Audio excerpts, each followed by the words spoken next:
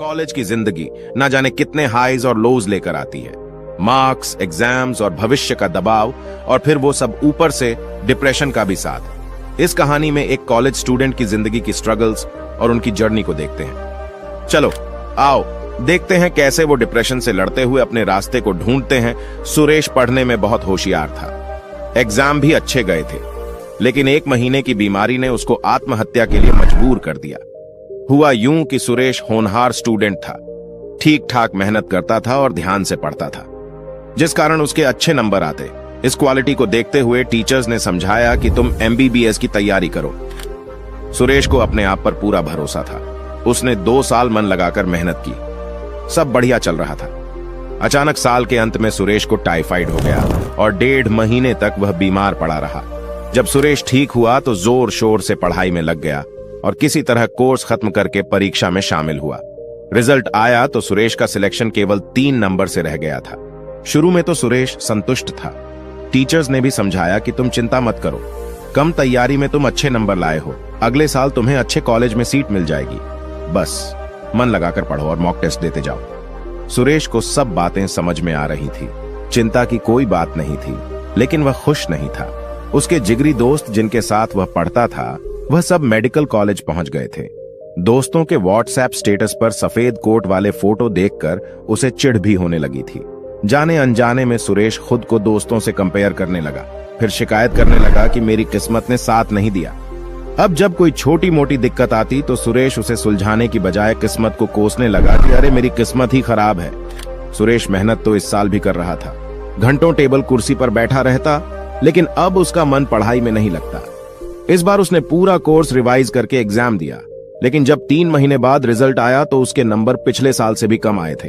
असफलता के कारण सुरेश पूरी तरह फ्रस्ट्रेट हो गया। वह कभी अपनी किस्मत को तो कभी ईश्वर को कोसता रहता। वह बार बार खुद से दोहराता, इतनी मेहनत के बाद भी सिलेक्शन नहीं हुआ, मेरे साथ धोखा हुआ है। वह दिन भर अतीत के बारे में सोचता रहता। अगर कोई टोक दे तो उसे पूरे दिन बुरा लगता और वह बदला लेने की सोचता। उसके बदले व्यवहार के कारण लोगों ने उसे समझाना भी छोड़ दिया था। एक दिन सुरेश पूरी तरह हताश होकर एक पहाड़ की तरफ चल दिया कि ऐसे जीने का क्या मतलब जब मन को चैन नहीं मिल रहा। सुरेश काफी देर तक चोटी के किनारे खड़ा रहा। उसे समझ नहीं आ रहा था कि मैं क्या करूं, कैसे छलांग लगाऊं। तभी पीछे से आवाज आई। पीछे से वह आवाज नहीं, आज्ञा थी। सुरेश के पैर अपने आप पीछे हट गए। उसने पीछे मुड़कर देखा तो एक अधेड़ उम्र का योगी या साधु जैसा दिखने वाला आदमी खड़ा है। योगी तो एक नजर में ही सब कुछ समझ गया था। उसने पूछा, क्या हुआ तुम्हारे साथ जो तुम कूदने जा रहे थे? सुरेश ने सारी बात बता दी। आज पहली बार सुरेश ने अपने मन का दुख किसी के साथ बांटा तो उसे काफी हल्का महसूस हुआ।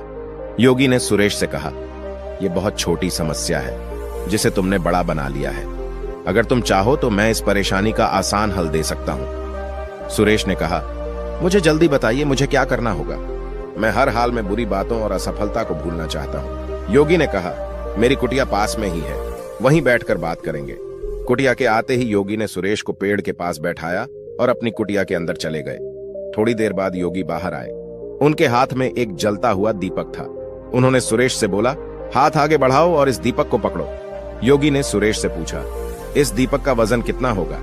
सुरेश ने कहा, कुछ खास वजन नहीं है इस दीपक में। योगी ने कहा, कुछ देर इस दीपक को यूं ही पकड़े रहो, बस अपने नजदीक मत लाना। कुछ देर में ही सुरेश के हाथ दुखने लगे। योगी ने फिर पूछा, अगर तुम इसी तरह दीपक को 1 घंटा पकड़े रहो तब क्या होगा? सुरेश बोला, ऐसा करने से हाथों में दर्द होने लगेगा। योगी ने कहा, और अगर दीपक को पूरा दिन पकड़े रहो तब क्या होगा? सुरेश ने कहा कि हाथ सुन्न पड़ जाएगा, मांसपेशियों में खिंचाव बढ़ जाएगा। योगी ने कहा, क्या इस दीपक के वजन में कोई अंतर आया है?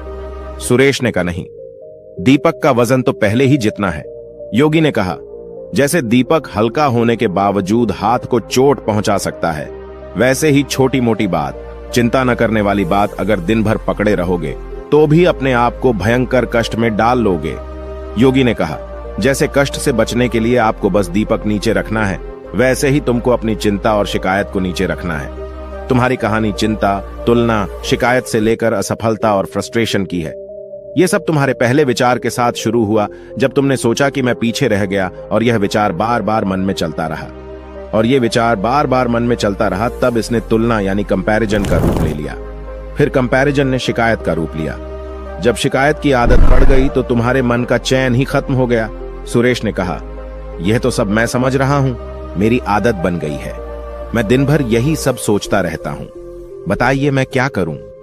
योगी कहते हैं कि सबसे पहले इस बात को समझो कि जीवन में कभी न कभी यह हम सबके साथ होता है। हम प्लान बनाते हैं, मेहनत करते हैं, लेकिन वह पूरे नहीं हो पाते। इसमें न किस्मत की गलती है न हमारी, बस हम नए सिरे से दोबारा कोशिश करते हैं। यह सब तुम्हारे साथ छोटी उम्र में हो गया। तुमने ईमानदारी से मेहनत की लेकिन रिजल्ट नहीं मिला। लेकिन अगर तुम इस घटना से सीख लो, शिकायत और नेगेटिव विचारों को छोड़कर अच्छाई देखो और अपने काम में मन लगाओ, तो फिर जीवन में तुम्हें असफलता कभी नहीं रोक पाएगी। सुरेश अब उत्सुक था। उसे समझ में आने लगा कि उसे एक नई स्किल सीखनी है। यह घटना उसके जीवन का एक बड़ा लेसन बन गई। उसने योगी से पूछा, मुझे यह तो समझ आ गया कि पुरानी बातों को बोझ नहीं बनाना है, पर यह सब मैं करूंगा कैसे? योगी ने कहा, हमारा इंसानी दिमाग इस तरह से प्रोग्राम्ड है कि या तो यह धन्यवाद महसूस कर सकता है या फिर चिंता कर सकता है। इसलिए अपने दिमाग को धन्यवाद देना सिखाओ। छोटी छोटी चीजों में अच्छाई देखने की आदत डालो। ऐसा करने से कुछ देर तो तुमको चैन मिलने लगेगा, लेकिन कभी कभी धन्यवाद देने से काम नहीं चलेगा। हर रात सोने से पहले तुम्हारा मन हल्का हो जाना चाहिए। आज के दिन की गलती और दुख कल परेशान नहीं करना चाहिए, तभी जीवन में प्रगति होती है। इसलिए सोने से पहले तुम्हारा मन हल्का होना बहुत जरूरी है। ऐसा करने के लिए हर शाम को वह सभी बातों को लिखना शुरू करो जिनके कारण तुम परेशान थे, और उसके लिए भी धन्यवाद लिख दो। फिर 2 लाइनें लिखो कि आज तुमने क्या अच्छा किया, और 2 लाइनें कल तुम क्या बेहतर कर सकते हो। बस ये 3 चीजें लिखो। इससे मन को सुकून मिलेगा। कल कुछ बेहतर करने की इच्छा होगी। ऐसा करो और चैन से सोने चले जाओ। इस नाइट रूटीन को अपने जीवन में प्राथमिकता दूं। ऐसा करने से तुम हमेशा हल्के मुस्कुराते बने रहोगे, हमेशा मन लगाकर काम करोगे, और कोई भी बड़ा हादसा या रुकावट तुम्हें परेशान नहीं कर पाएगी। सुरेश आज बहुत खुश था। उसे लगा कि मैं 2 साल फेल नहीं हुआ, बल्कि मुझे जीवन का अमूल्य लेसन मिला है। उसे लगने लगा, अब जो भी होगा, जो भी मुश्किल आएगी, मुझे आगे बढ़ाएगी और एक बेहतर इंसान बनाएगी। उसने अपने मन में नोट किया कि मुझे हर रात बस 3 बातें लिखनी है। आज के दिन की परेशानी के लिए धन्यवाद देना है। आज क्या अच्छा किया और कल एक के दिन की परेशानी के लिए धन्यवाद देना है। आज क्या अच्छा किया और कल एक चीज क्या अच्छी कर सकता हूं, और इन 3 बातों को अपने जीवन में अमल करना है। दोस्तों, अगर आपको यह वीडियो पसंद आया तो देखिए हमारी यह वीडियो जो आपको हर काम में ध्यान कैसे ढूंढना है यह सिखा देगी, और हमसे जुड़ने के लिए सब्सक्राइब करिए। तब तक के लिए आपका दिल से आभार चाहता हूं।